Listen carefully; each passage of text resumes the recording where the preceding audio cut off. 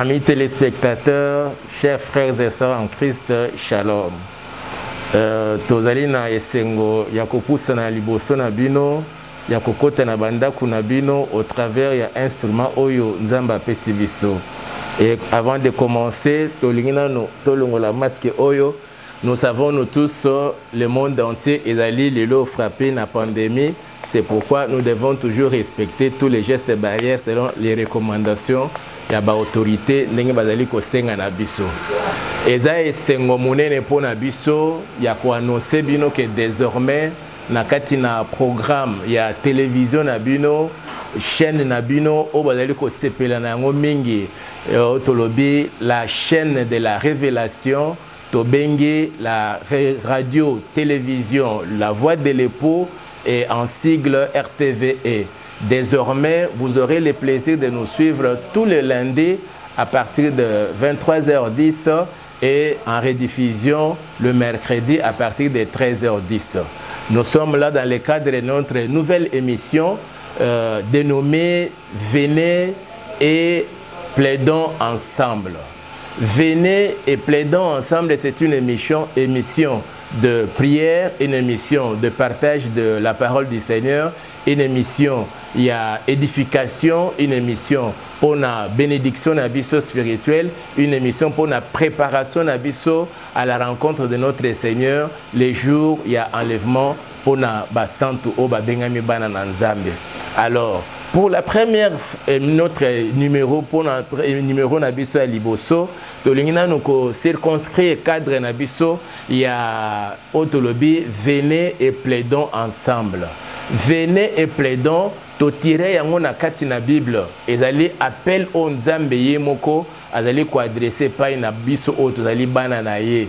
Azali ko adresser yango so to tangi yango na Ésaïe na chapitre 1er. À partir du verset 18 jusqu'au 20e verset, on a l'ingina tanga ngombangu pour la bonne compréhension, il y a moko na biso. Et partout vous nous suivez dans vos maisons, si vous avez aussi votre Bible, je vous prie de pouvoir l'ouvrir dans les livres de Ésaïe au chapitre 1er, à partir du verset 18, tu allez kotanga ensemble. Même à ta soko zali na Bible ya papier te lokola ngai, moza na Bible na ya téléphone, o repe ko zwa yango, o activer, o fungoli yango comme ça, ensemble totanga. Et je sais que nous passerons des meilleurs moments, des riches moments de bénédiction avec le Seigneur et vous ne serez jamais déçus. Alors tu allez kotanga maloba na Nzambe. Abalobi, venez et plaidons, dit l'Éternel. Si vos péchés sont comme les cramoisis, ils deviendront blancs comme la neige. S'ils sont rouges comme la pourpre, ils deviendront comme la laine.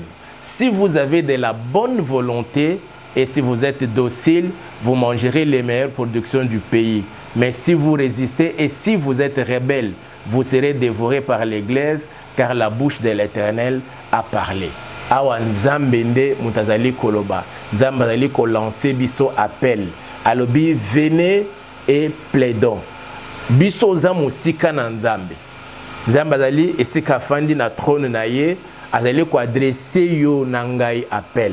Et c'est un appel très pathétique, c'est un appel, je dirais même très retentissant, et surtout que c'est l'Éternel qui vous adresse cet appel-là. Et il veut que ensemble to former groupe monene, ensemble tu es former partenariat, mais na souci ya ko défendre yonanga. Ça c'est le Seigneur. Alors avant d'évoluer, je voudrais bien que nous inclinons nos têtes pour recommander ces instants entre les mains du Seigneur dans un moment de prière et que l'Esprit du Seigneur puisse nous assister. Là où vous êtes, que vous soyez seul, que vous soyez en famille. Ozala yomoko, bozala nakati na libota, na sengi na biso no surtout tokangi miso na biso, peut ozali ko recommander moment oyo nakati na maboko na Nzambe. Seigneur notre Dieu, nous bénissons ton Saint-Nom. Toi qui as permis qu'au travers de cet instrument, que nous puissions partager ces moments ensemble. Moi et tous mes bien-aimés qui me suivent, au travers de la radio-télévision, La Voix de l'époux, et d'autres qui auront peut-être la possibilité de nous suivre, même dans les réseaux sociaux. Partout ils se retrouvent au Père. Que ces instants soient des moments de riches bénédictions. Et c'est pourquoi nous prions que le Saint-Esprit nous assiste, pas seulement nous aussi dans ces plateaux, mais partout où mes bien-aimés se retrouvent, tes enfants, dans leur maison, dans leur bureau, ô Père éternel, que le Saint-Esprit les anime, que le Saint-Esprit nous assiste tous ensemble, qu'il donne à chacun de nous, Seigneur, un entendement des disciples, pour que nous puissions comprendre quelle est ta parfaite volonté et nous rendre à même de pouvoir mettre cette volonté en pratique dans nos vies pour que nous puissions recueillir les résultats auxquels tu nous attends, ô Père. Que ton esprit soit béni, ô Dieu, que ton nom soit élevé, que ton nom soit sanctifié et nous bénissons ces moments, Papa. Du début jusqu'à la fin, que toi seul tu puisses régner en maître. Que toi seul, ô Dieu, tu puisses manifester ta main puissante. Même tous ceux qui se retrouvent malades, qui sont en train de souffrir, qui connaissent des moments de difficultés au Père. Laisse qu'au travers de cette émission, Seigneur, qu'ils puissent te rencontrer et qu'ils voient leurs problèmes, trouver des solutions. Qu'il en soit ainsi, ô cher Saint-Esprit, et manifeste-toi dans toutes les familles, dans tous les couples, dans la vie de chacun des enfants de Dieu, partout où ils se retrouvent. Que l'ombre du Tout-Puissant vous couvre et vous protège. Et que, Seigneur, que le Saint-Esprit puisse parler à nos cœurs pendant ces instants. Au nom puissant de notre Seigneur Jésus-Christ de Nazareth, je m'insurge contre tout esprit impur, tout esprit de distraction, de sommeil. Je vous chasse, je vous renvoie dans l'abîme des ténèbres. Que dans toute maison et dans toute famille, dans chaque bureau, que seul l'Esprit du Seigneur règne en maître et qu'il nous communique la volonté parfaite de notre Dieu et de notre Père. Qu'il en soit ainsi, au nom puissant de notre Seigneur Jésus-Christ, nous avons ainsi prié. Ensemble, nous disons Amen.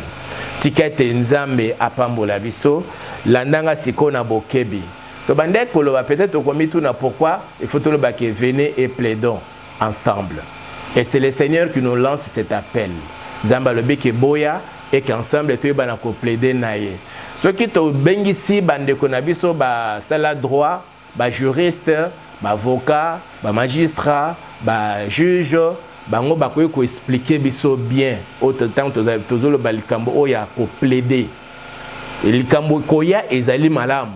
Mais o ezali ya motuya onzamba zo bengela ngana yo ezali nde ya ko plaider. Tant tozolo likambo koloba likambo ya ko plaider, elien koloba ko ezali kwa neti boye na kati na tribunal, boye na parquet pour na koyeba na kotelisa makambo na bino bafundi d'un côté ezana mo ya fundi et de l'autre côté ezana moto bafundi neto lobaka plaignant et puis na accusé boza siko liboso na bar liboso ya bazuzi liboso ya ba magistrat pour na koyoka bino magistrat pour na oluka koyeba infraction ezali wapi tout et tout ezuzi nde akoyeba okata likambo mais moto yo bafundi ezape moto ya fundi souvent na kati na ba kosambisama bomona ozali accompagné na avocat na yo o musala avocat zali kosala na moment wana nde azali koya pona ko plaider na cause ya client na ye et mofundi azape accompagné na avocat na ye pas azali koya na pona ko plaider na cause ya client na ye pour que alonga na likambo ya ke ko présenter et pas na bazuzi awa sikoyo peut-être yoko komituna nzambe na likolo azobenga ngai na sangana naye pona koyeba na ko kende to plaider likambo to plaider likambo nini nzamba yebi makambo nyonso tout il est capable de faire tout ce qu'il peut faire et maintenant qu'il me lance cet appel que je m'associe à lui ensemble que nous puissions plaider. Nous allons plaider quoi?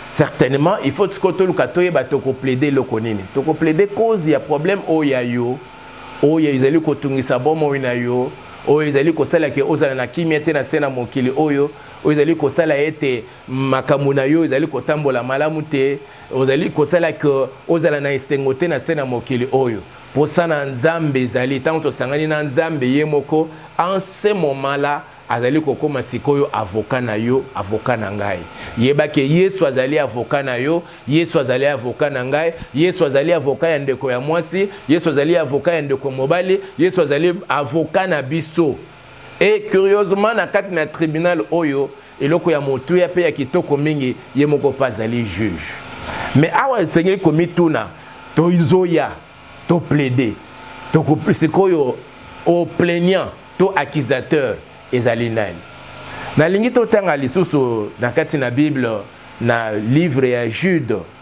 na verset 9. Livre ya Jude ezaka na chapitre moko yango tolobi kambala bonke totanga na verset 9 tolobi te ke totanga na chapitre tel. Donc Jude chapitre na verset 9 na yango balobi na biso boy et c'est na kati na livre oyo bazola kisa biso makambu moko elekanaki na tangu na kala na Ancien Testament. Alors Jude sikoyo ye azwa ki bofungola mina ye ndem tazeli ko expliquer biso eloko nini elekanaki na période wana na Ancien Testament na bomoi ya ndeko na biso ya mosali na Nzambe munene oyo toyebi na kati na Bible tobingi na kombo ya Moïse. Batato tangi na Jude na verset 9 balobi or l'archange Michel lorsqu'il contestait avec le diable et lui disputait le corps de Moïse n'osa pas porter contre lui un jugement injurieux mais il dit que le Seigneur te réprime. Babinzoka mwanje munene Michael to Michel ye abande ko benda na nas diabolo tango bazowela na ye nzoto ya Moïse ya biso likambo nzoto ya Moïse tango Moïse mosali na Nzambe akufi kokufa na ye Nzambe azwiye abenga yebisi Moïse mata likolo ya ngomba Moïse amataki kuna likolo na ngomba Nzambe alakisi ye mboka nyonso tu ya Kana o azali kolinga opesa pa na bana Israël alakisi na ba parti na ngono soto abi okomona yango mokota na kati na ville wana te aliyo zo su l'histoire na yo ezali kosuka ababoy et Moïse akufi tant que Moïse akufi ebembe na ye Satana aye pona a récupérer ebembe ya Moïse. Ange Michael aye alobi pas question okozwa ebembe ya Moïse te. Mes frères et sœurs, soki Satan azoko disputer nzoto ebembe ya mutu si akufi déjà. Boni sikoyo ngai na yo. O esengeli toyeba ke soki Satan est à mesure, il a ce pouvoir, cette puissance, cette audace là. Ya ko poussana ti esika corps ya Moïse ezalaki pona a récupérer corps ya Moïse. Qu'est-ce qu'il allait faire avec ses corps? Alingaka tongela ye mausolée, alingaka sala yango nini? Est-ce quelqu'un a commis sango une idole pour que nakati na bana Israël baba na ko fukamela ebembe ya Moïse? Ça on ne sait pas.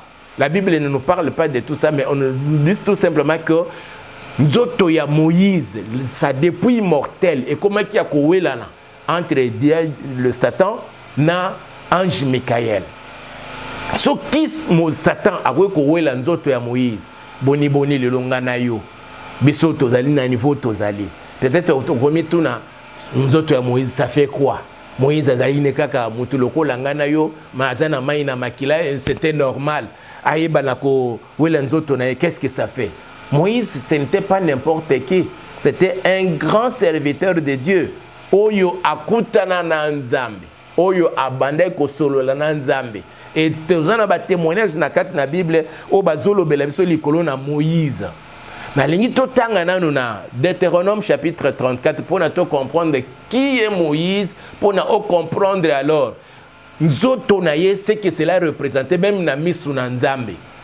Pour que Satan a que ne koluka ko disputer nzoto ya Moïse. Alors na Deutéronome na chapitre nango 34 balobi na biso boye bazali ko luka ko expliquer biso Moïse c'était déjà vers la fin ya vie à Moïse.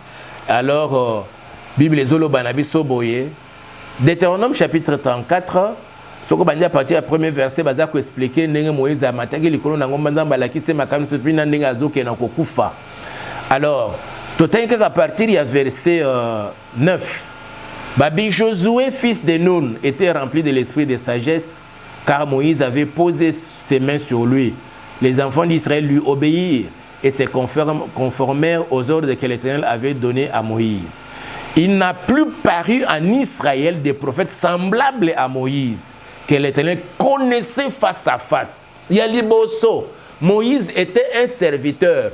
Oyo Nzambe ayebakie face à face. Quelqu'un qui était connu par l'Éternel face à face. C'est-à-dire que Moïse soki lelo oyo bazali na bomoyo oke ko tuna ye Nzambe azalaka ndenge nini akoki ko expliquer biso soki Nzambe azalaka mulai soki azalaka munene soki azalaka mukuse soki azalaka ndenge nini akoki ko expliquer parce que ye Nzambe yebaki face à face et mutu wana siko ebembe na ye nde Satana azoluka abotola na maboko na Nzambe. Pas seulement que ayebaki Nzambe, Nzambe ayebaki Moïse face à face. Bible les a koloba, nul ne peut lui être comparé pour tous les signes et les miracles que Dieu l'a envoyé faire au pays d'Égypte contre Pharaon, contre ses serviteurs et contre tout son pays.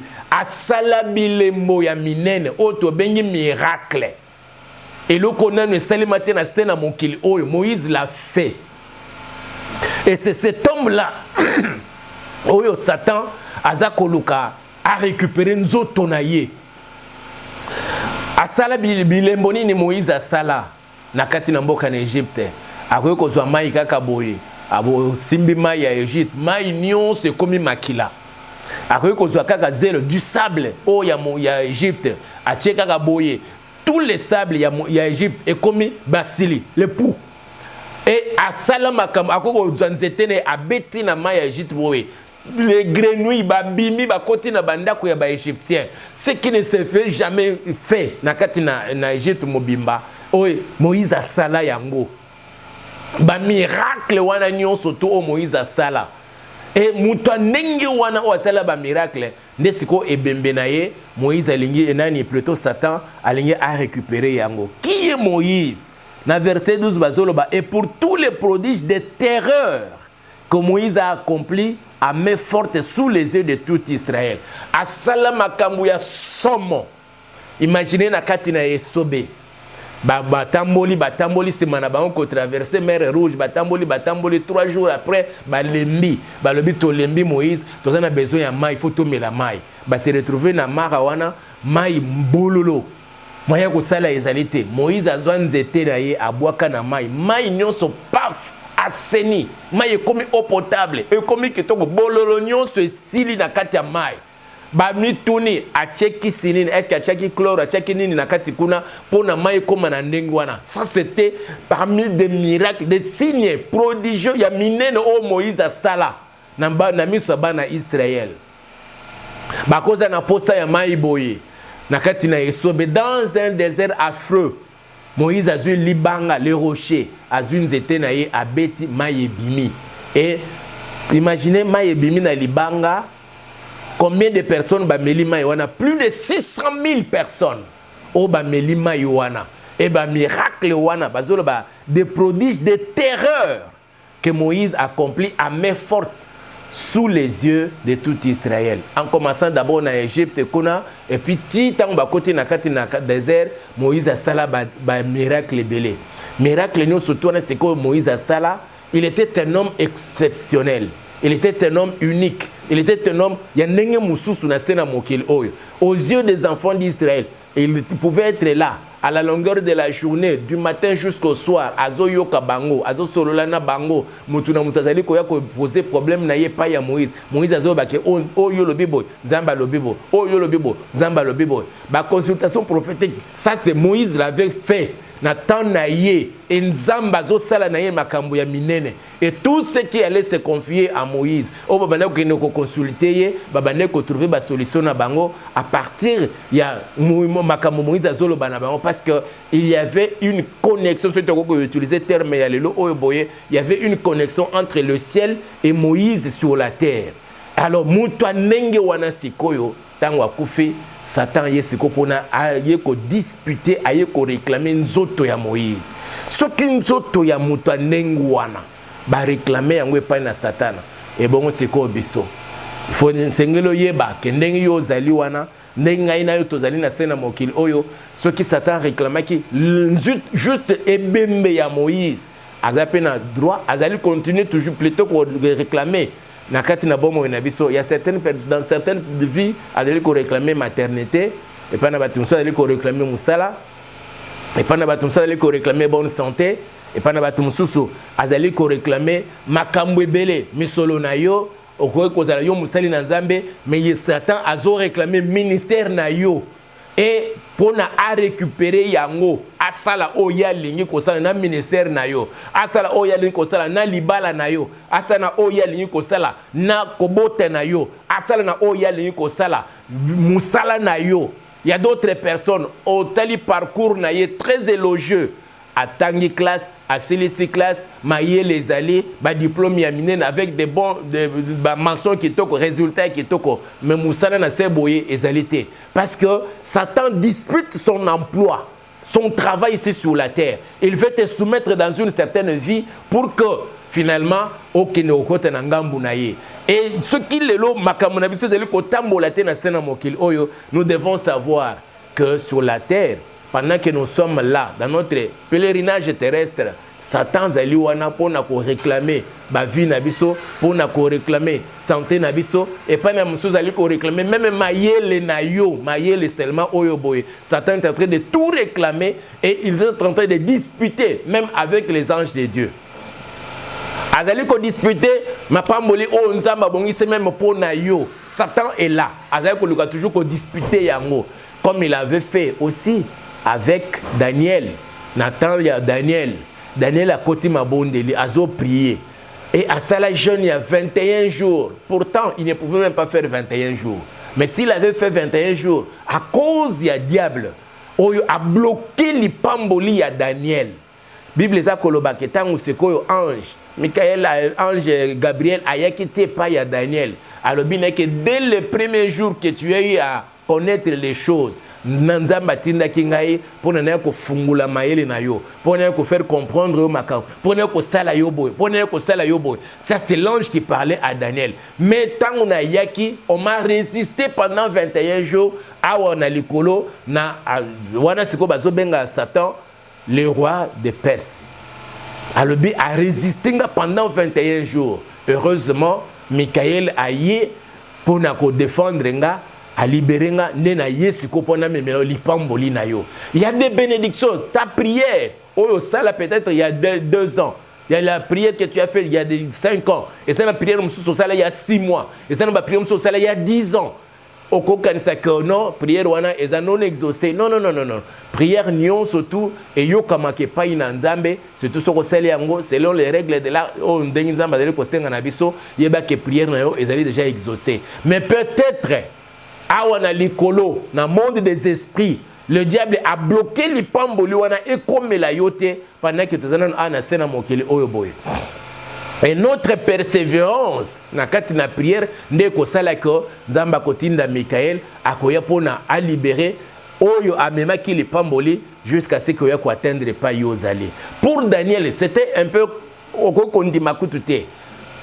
Dès le premier jour à bandi ko sambela boye nzamba tindi déjà ange na réponse na bénédiction na lipamboli ya ko memepai na Daniel. Daniel a continué prière nzoka awa boye na likolo ba bloquer ange wana okoleka te lipamboli wana ekomela Daniel te. Réponse ya nzambe ekome pa na Daniel te. Yo ange okoleka te soit ozongi soit tobotoli lipamboli. Ange pa lobi na kozonga te jusqu'à ce que na okitatie pa Daniel azali na pesa lipamboli na ye.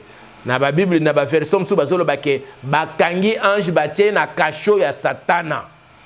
Et na persévérance ya Daniel na kati na prière et c'est alors que Michael a yé pour la libérer ange. Ozali na lipamboli ya Daniel et finalement ange wana qui ti et pas Daniel azali. Ndese ke zali kotel sabiso que lipamboli na ona sena mokili oyo.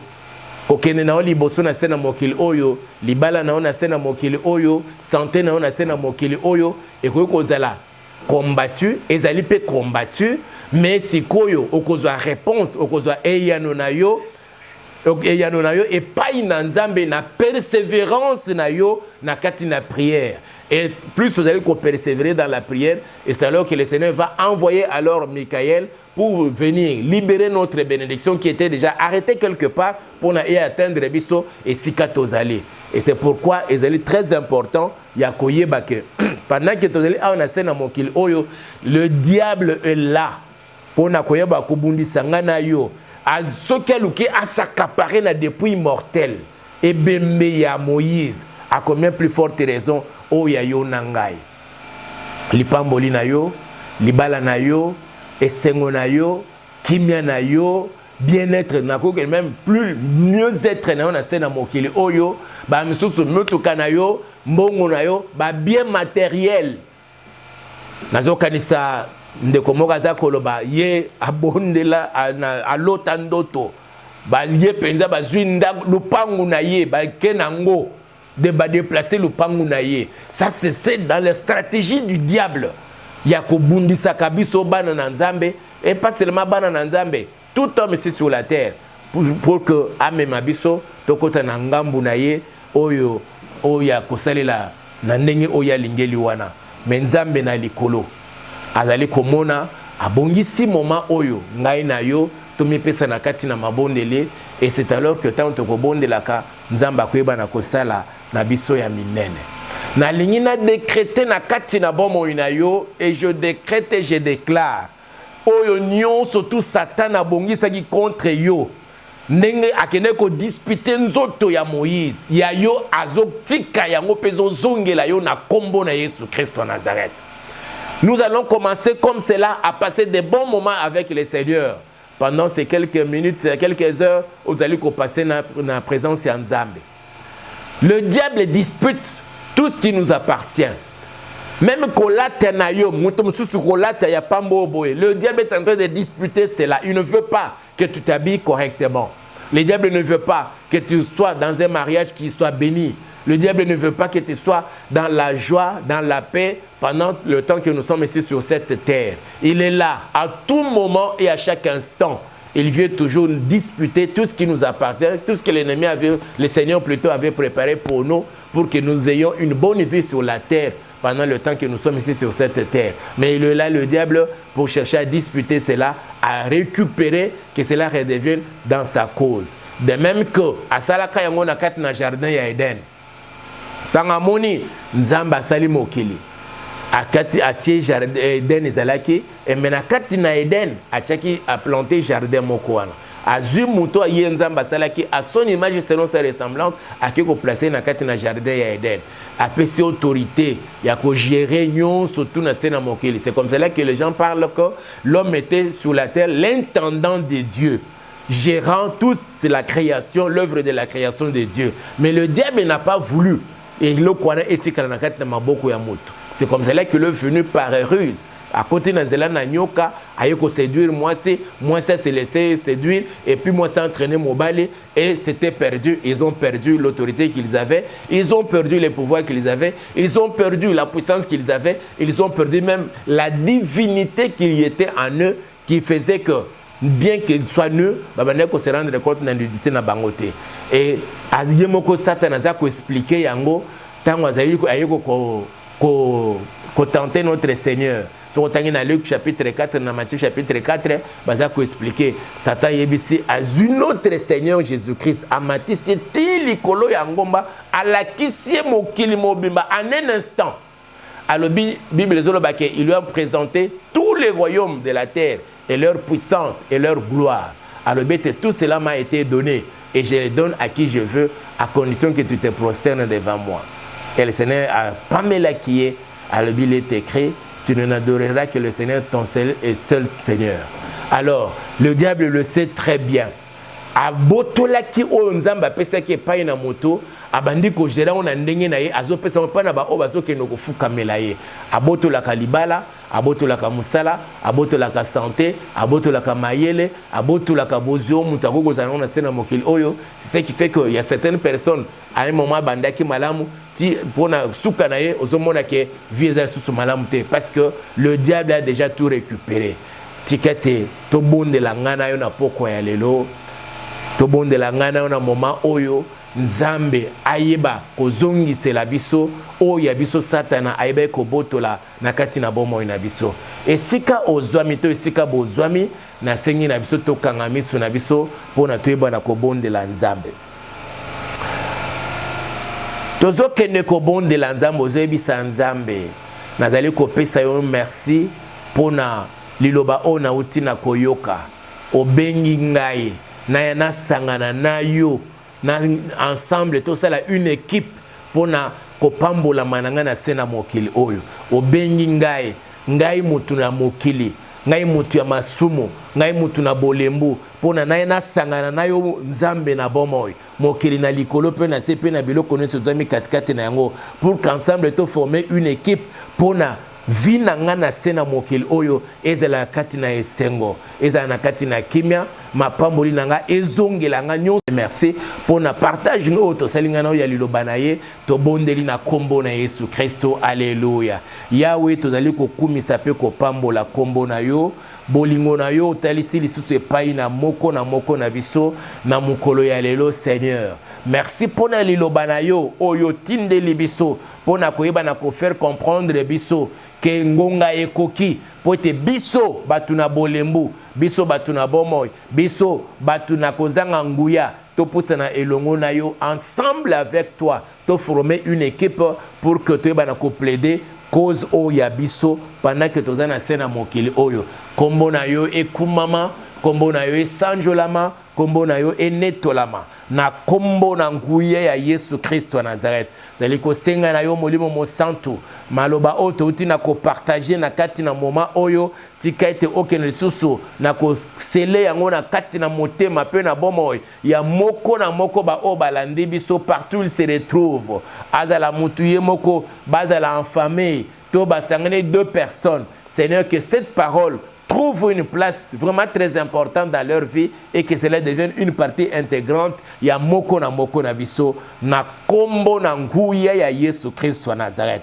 Tozokende kobonde la Nzambe soki Satan a disputé ki nzoto ya pamba ya mutusi akufi nzoto ya Moïse a combien plus forte raison peut-être pas na yo libala peut-être pas na mususu musala peut-être pas na mususu ezali santé Satan linyo uzala toujours malade mbongo nyonso ko simba osala na ngwe loko moko to réaliser ta projet moko te ezala toujours dépenser na ba hôpitaux o dépenser yango na ba pharmacie o dépenser yango na kosombaka ba kisi à tout moment tozokende ko bonde la Nzambe. Seigneur, oyo nyonso yanga Satan zali ko réclamer ezala santé ezala musala ezala kobota ezala libala na butu ya lelo na mukolo na lelo Nzambe na bomo na sangani na yo pona na récupérer nyonso yanga ezala susu na maboko ya Satana te ezala susu na maboko ya bandoki te ezala susu na maboko ya bana Satana te to bondeli na kombo na Yesu Kristo. Alléluia.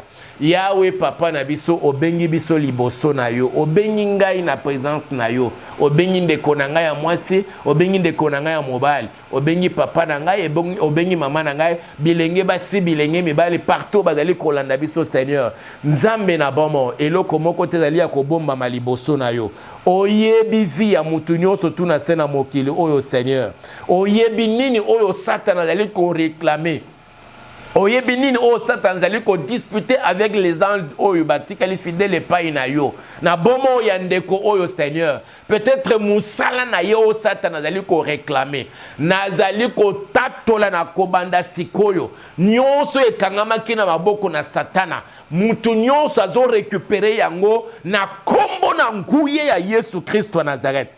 Je décrète et je déclare étant de la lignée de Moïse que le corps et l'esprit de chacun que l'ennemi avait déjà récupéré, avait touché, commencé même à les manipuler. Nous les récupérons maintenant. Au nom puissant de Jésus-Christ de Nazareth. Plus jamais le diable ne touchera ce qui est à nous. Ô Père. Yango toye komi kabana kati na maboko na yo Nzambe. Oyo nyonso tout Satan zali ko disputer o eza ya biso. Azo kanga ba étoile ya bana na yo. Azali ko kanga mabala ya bana na yo. Azo kanga misala ya bana na yo. Azo kanga mabote ya bana na yo. Azo kanga Seigneur o ezali esengo ya bana na yo papa. Bisika nyonso bana na yo bazwami. O ezali moment ya récupération. O ya biso. S'il n'a pas pu remporter la bataille pour récupérer le corps, la dépouille mortelle de Moïse, à combien plus forte raison nous aujourd'hui, parce que ton esprit habite en nous, ô Père éternel. Au nom puissant de Jésus-Christ de Nazareth, ensemble, nous avons déclaré, nous décrété échec à Satan. Yabando kinyon soto, o balanda kabana na yo Seigneur, na misala na bango, na mabala na bango, na bandaku na bango, na ba étude na bango, ba mesusu déjà de l'école maternelle, ba rendre ye zoba ya lolengi o akoka kosala telo komoko ya malonga te. Nzambe na bomo, oyo nyonso Satan ye ba ikozwa déjà, tozo récupérer yango na maboko na ye. na maboko ya bandoki, na maboko ya ba occultiste, na maboko ya ba sataniste, na maboko na bango tozo botola yango, pe tozo zongisela mwana na yo moko na moko. Partout ils nous ont suivis, Seigneur. Au nom puissant de Jésus-Christ de Nazareth. Bondela o ya yo zo récupérer yango. Nyonso ya yo esika nyonso bazwaki yango, bake ko bomba yango, ba bloquer yango quelque part. Ezala na bunker ya Satan. Ezala na senamai. Loboko na Nzambe za mokusete. Parce que c'est lui qui t'a convoqué. Il dit que venez et plaidons ensemble. Et nous avons plaidé avec lui. Et nous continuons à plaider avec le Seigneur. Que tu puisses récupérer ce qui est à toi. Récupère ta joie. Récupère ta joie. Récupère ton mariage. Récupère tes enfants. Récupère ta maternité. Récupère ta virilité. Récupère tout ce que l'ennemi t'avait volé. Au nom puissant de Jésus-Christ de Nazareth. Ya yo nzoto bako simbaka yango lisusu te. O ya yo musala bako kanga yango lisusu te. O ya yo esengo na sena mokilo bako boto la kayango lisusu te. O ya yo mobembo sala mi mbongo ya lolenge nyoso to. O teka o ezo simba te. O sala mobembo kende bo ezo simba te. Cette fois-ci avec le Seigneur, nazali ko tatola ya sikaya réussite avec le Seigneur. Nouvelle ère avec le Seigneur, nouvelle heure, il y a victoire. Nouvelle heure, il y a succès dans toutes tes entreprises. Au nom puissant de Jésus-Christ de Nazareth. Et là où il y avait déjà la mort, Nazali ko chasser esprit de mort. Nazo renvoyer yango na bimia ténèbres. Au nom puissant de Jésus-Christ de Nazareth. Au Père. J'ordonne que le diable et que tous ces démons lâchent maintenant la maternité de ta fille, de tes enfants. Qu'ils lâchent maintenant l'emploi de ton peuple, de tes enfants. Seigneur, on les a rendus une vie ridicule parce qu'il n'a pas d'emploi, on ne sait pas nouer les deux bouts de mois et la vie est devenue, ce papa est devenu dépendant de telle ou telle autre personne dans sa vie. Pour manger, pour s'habiller, il faut qu'il tourne ses regards du côté de telle ou telle autre personne. Que les démons et le diable lâchent sa vie maintenant. Au nom puissant de Jésus-Christ de Nazareth. Que tout ce que l'ennemi a retenu sous son pouvoir, le mariage de ton fils et de ta fille, j'ordonne au diable et aux démons de lâcher leur mariage. Au nom puissant de Jésus-Christ de Nazareth. Leur argent qu'ils ont récupéré, ils sont allés déposer ça dans leur bunker. Ils ont gardé ça quelque part dans leur entrepôt, dans leur dépôt diabolique. Qu'ils lâchent leur argent. Au nom puissant de Jésus-Christ de Nazareth. Que tous leurs avoirs au Père éternel. Et encore plus loin, Seigneur, d'autres encore leurs étoiles. Bazali ko utiliser ngona ba occultiste na ba sataniste. Étoile na bango, on l'utilise même pas, mais obscurcir yango. Pourtant l'étoile est appelée à briller et à libérer sa lumière pour éclairer la vie de l'homme sur la terre. Que leurs étoiles soient lavées par le sang, que chacun récupère son étoile et que leur étoile soit placée, Seigneur, au ciel et que commence à briller. Et je chasse toute ténèbres, toute couche de ténèbres qui avait envahi la vie de ton peuple. Je brise cela. Je chasse les ténèbres. J'ordonne que l'obscurité disparaisse et que la lumière luise dans leur vie. Au nom puissant de Jésus-Christ de Nazareth. Yahweh Papa Nabiso. Topusani liboso na mo santu na lola. Lumière na yo nzambe. Et luire les sous na kati na mboka oyo. Na République démocratique du Congo. Dans chaque pays où on nous suit maintenant. Que ta lumière luise au Père éternel. Toute ténèbres qui avait envahi notre pays, qui faisait que le peuple congolais croupisse dans la misère, bien qu'assis sur des mines d'or et de toutes sortes de minéraux que tu as placés sur cette terre. Que cette couche de ténèbres soit brisée, ôtée au-dessus de ce pays. Au nom puissant de Jésus-Christ de Nazareth. Que la lumière luise maintenant. Et que la vie commence à trouver son sens. Que les fonctionnaires soient bien payés, mieux traités, comme dans d'autres pays, Père éternel. Manifeste ta gloire et ta puissance, ô Dieu. Nous voulons recommander ces pays que tu nous as donnés au cœur de l'Afrique. Seigneur, les 2 provinces où on a décrété l'état de siège, que le tout se passe dans de bonnes conditions, Seigneur, et que nous puissions entendre les autorités annoncer la fin de la guerre et la récupération de tous les territoires qui étaient sous contrôle des groupes armés au Père. Que le sang de Jésus-Christ puisse couvrir tous ces pays, ô Dieu. Et pendant ces moments de la pandémie, où le monde ne sait que faire, et aussi dans notre pays, on a parlé de la 3e vague de cette pandémie à coronavirus au Père, que cela cesse et s'arrête. Au nom puissant de Jésus-Christ de Nazareth, glorifie ton nom, Seigneur, et manifeste-toi. Je recommande ton peuple, tes enfants, hommes et femmes, vieux et vieillards, les jeunes, même des petits enfants, les nourrissons, que tous puissent, ô Dieu, passer des moments avec toi. Que ta main soit sur ton peuple, sur tes serviteurs, sur tes enfants. Tous tes serviteurs, tes ministres, dont le ministère était disputé par le diable. Papa, qu'ils puissent récupérer leur ministère et qu'ils puissent exceller bien avant la grande convocation des saints dans les airs, les jours de l'enlèvement de l'Église. Qu'ils excellent au Père et qu'ils puissent accomplir leur mission pour laquelle tu les avais appelés et tu les avais établis dans le ministère. Je bénis tes enfants. Permets, Seigneur, que très prochainement, nous puissions nous retrouver. Ça sera pour nous un motif pour te célébrer et pour te louer. Au nom puissant de Jésus, nous avons ainsi prié. Que la gloire, l'honneur, la puissance, les trônes, l'autorité, le règne te reviennent à jamais. Au nom puissant de Jésus, nous avons ainsi prié.